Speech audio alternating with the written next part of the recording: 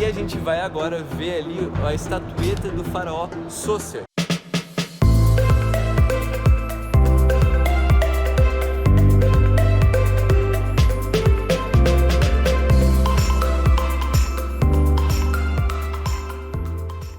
E aqui a gente pode ver a estátua do faraó Sócer, que foi um faraó da terceira dinastia, ou seja, por volta de 2700 a.C.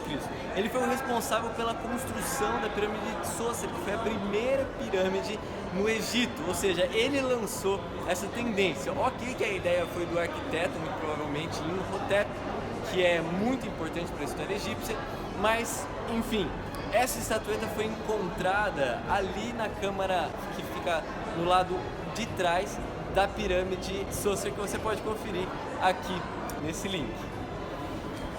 E além de ser a estátua mais antiga em tamanho real do Egito, ela possui essa inscrição muito legal aqui embaixo, que possui a serpente e o abutre, que é a deusa Watset e Nekhbet, representantes do Baixo e do Alto Egito, respectivamente, mostrando que Sócer estava como dominante das duas regiões. E se prestamos atenção, ainda podemos perceber alguns resquícios das cores originais da estátua.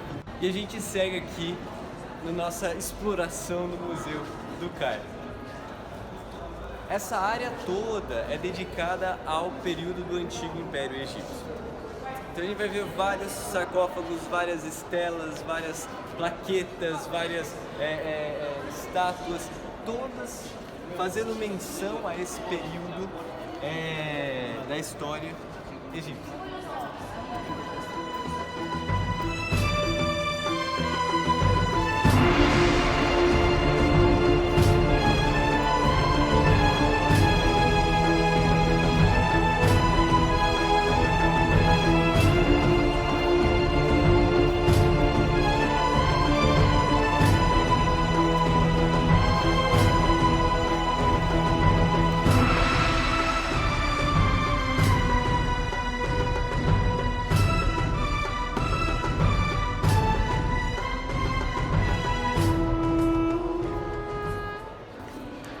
Aqui é muito interessante, pessoal, porque muito do que a gente sabe sobre a mitologia egípcia, sobre as crenças dos egípcios, sobre como funcionava a vida egípcia, vem dessas figuras aqui, vem desses afrescos, vem dessas imagens, desses registros que eles colocavam em suas tumbas, em seus palácios, nas pirâmides, em sarcófagos, em tudo.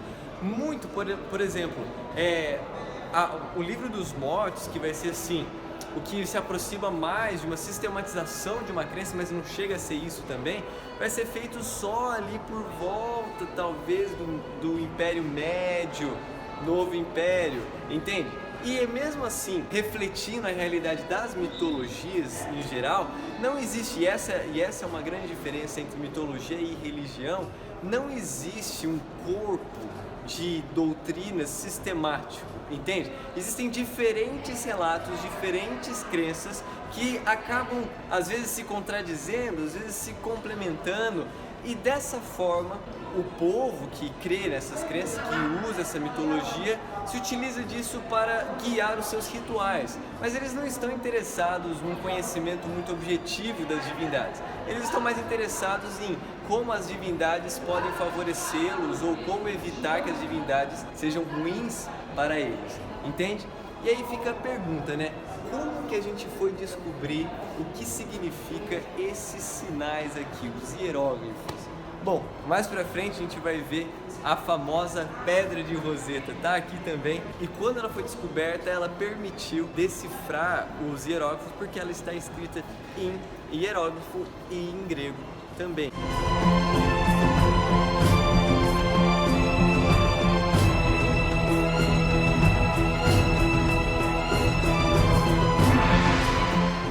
Essa próxima sala onde a gente vai entrar é muito interessante.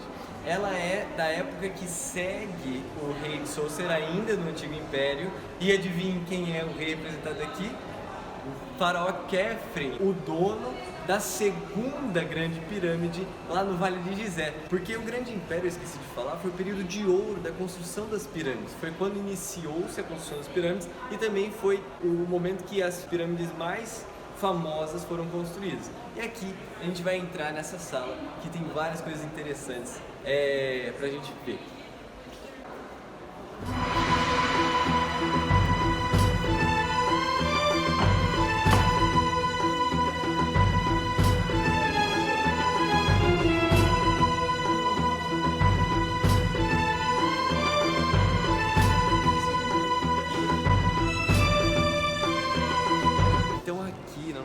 aqui atrás de mim eu tenho uma estátua do faraó Khafre. É interessante que eles eram muito fiéis na representação do rosto das estátuas que eles faziam, porque acreditava-se que a estátua servia de casa para a alma também das pessoas que morriam. Por isso que as estátuas geralmente são muito fiéis na sua representação.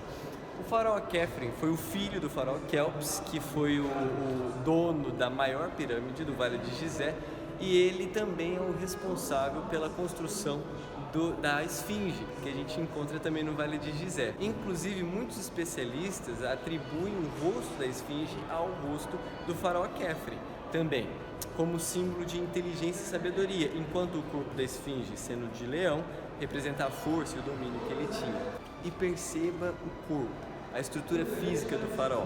Em todas as imagens de faraó você vai ver que pessoas da realeza sempre eram retratadas de forma muito fitness, sabe?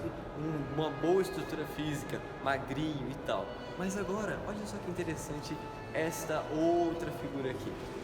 Isso foi encontrado em Saqqara, onde fica a pirâmide escalonada de Djoser. E olha os detalhes dessa escultura. Ela é feita em madeira.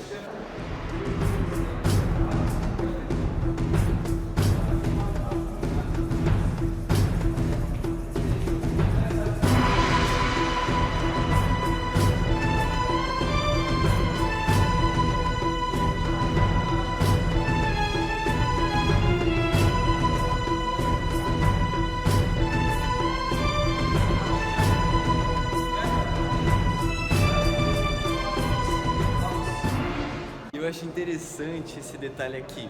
Perceba que, como a gente estava falando dos faraós, eles são bem magrinhos, mas essa escultura aqui representa um homem que é meio cheinho ali na região da barriga, meio o famoso gordinho, né? Aquela barriguinha de chope.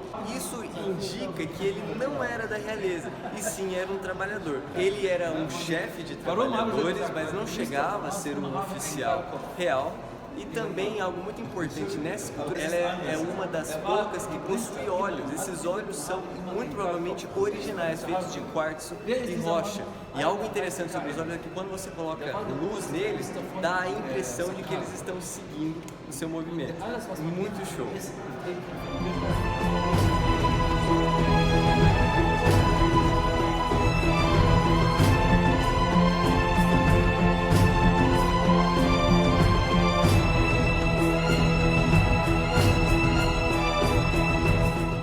Atrás de mim a gente pode ver uma estela que para mim tem um detalhe muito interessante nela. Ela não representa um faraó e nem representa uma divindade, mas sim o primeiro homem abaixo do faraó. E ali em cima os filhos deste homem estão dando oferendas a ele. Por que isso é interessante? Bom, ela é datada da quinta dinastia, ou seja, ainda estamos no antigo império, isso é mais do que 2000 anos antes de Cristo. E desde essa época já era comum essa posição de o primeiro homem abaixo do rei. E muitas vezes, dependendo da desenvoltura desse primeiro-ministro, ele até acabaria sendo divinizado, até assim como o faraó. E além disso, existe essa conexão com o que aconteceria no futuro, na época de José, que deixaria de ser um serviçal, deixaria de ser um prisioneiro para se tornar um desses vizires ou um desses primeiros ministros, um desses que eram os primeiros homens abaixo do faraó.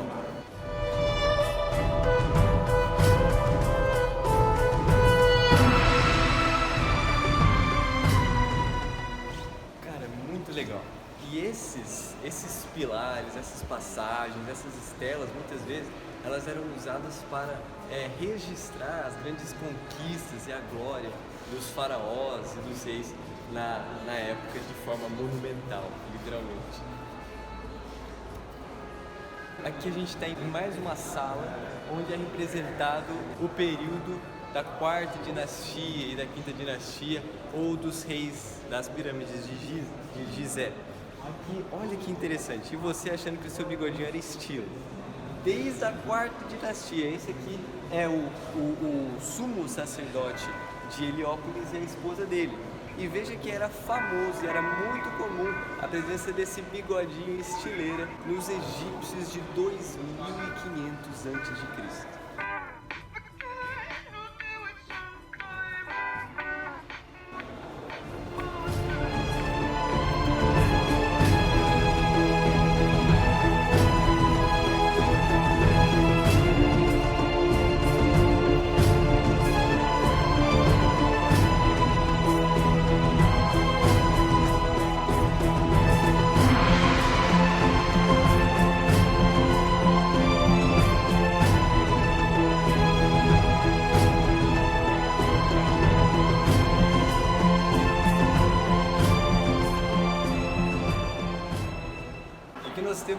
sarcófago muito interessante. Nele a gente vai ver alguns links com o Livro dos Mortos, que vai ser produzido mais pra frente, e o Livro dos Mortos é uma compilação de textos encontrados em sarcófagos, em pirâmides e em outros lugares. E a gente vê, por exemplo, dentro da tumba, a gente vê pintura de falsas portas, assim como a gente encontra nos muros do complexo de Saqqara, do complexo da pirâmide de Djoser. Para que essas falsas portas? Para que a alma, segundo a crença egípcia, do faraó pudesse passar por elas para chegar à segunda vida também, e encontra várias coisas interessantes, e vamos dar uma olhada aqui dentro.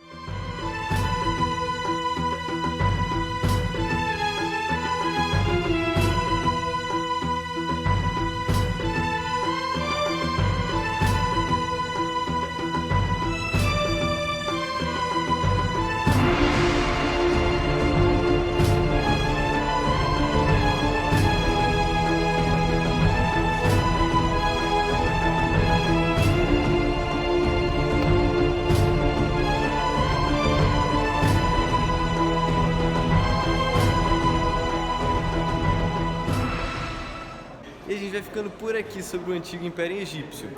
Veio vários faraós, depois dos faraós que construíram as grandes pirâmides, e com a morte do faraó Pep II, o egípcio entrou em colapso e várias revoltas fizeram com que o egípcio se dividisse novamente. E aí a gente chega no primeiro período intermediário da história do Império Egípcio. E logo após esse período intermediário, a gente vai chegar no Império Médio, com a nova reunificação das terras do Alto e Baixo Egípcio. Mas isso é para o próximo vídeo.